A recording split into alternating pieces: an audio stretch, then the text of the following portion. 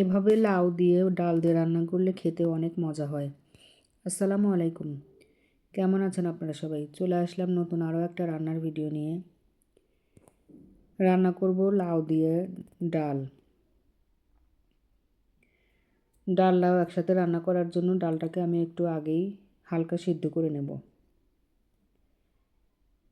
ডাল সিদ্ধ হয়ে গেলে কেটে রাখা লাউগুলো দিয়ে নিচ্ছি।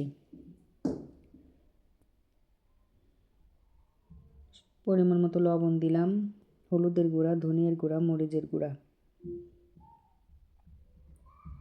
মশলাগুলো দিয়ে কিছুক্ষণ নেড়ে চেড়ে নেব। ডালের সাথে লাউগুলো মিশিয়ে নেব। এখন দেব কাঁচামরিচ ফালি করে রাখা, পেঁয়াজ কুচি, রসুন থেতলানো।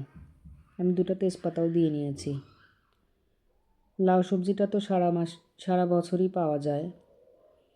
সারা বছরই লাউ খাওয়া হয়, লাউ চিংড়ি কিংবা লাউ দিয়ে ডাল দিয়ে, কিন্তু শীতের সময় লাউ খেতে মজা লাগে বেশি। শীতের সবজিগুলোই আসলে মজা বেশি।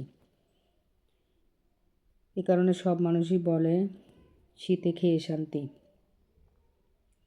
লাউ থেকে পানি ছেড়ে দেবে, এই কারণে ঝোলের পরিমাণটা একটু কম দিলাম। ঝোল দিয়ে ঢেকে দিয়ে লাউটা সিদ্ধ করে নিলাম। এখন আমি বাগার দেব। বাগারটা রেডি করে নিচ্ছি। প্রথমেই কড়াইতে কয়েকটি শুকনো জিরা দিয়ে নিলাম ফোড়ন হিসেবে। শুকনো মরিচ ফোড়নে দিয়ে নিয়ে পেঁয়াজ কুচি আর রসুন থেতলানো দিয়ে লাল করে ভেজে নেব।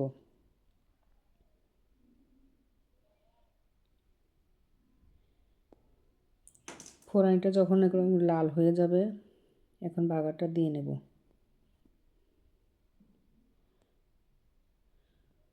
খুব সাধারণভাবে লাউটা রান্না করলেও লাউ ডালটা খেতে আসলে অনেক ভালো লাগে।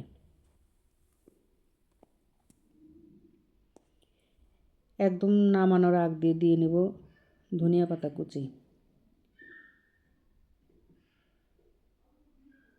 হয়ে গেল আমার মজাদার লাউ ডাল রান্না।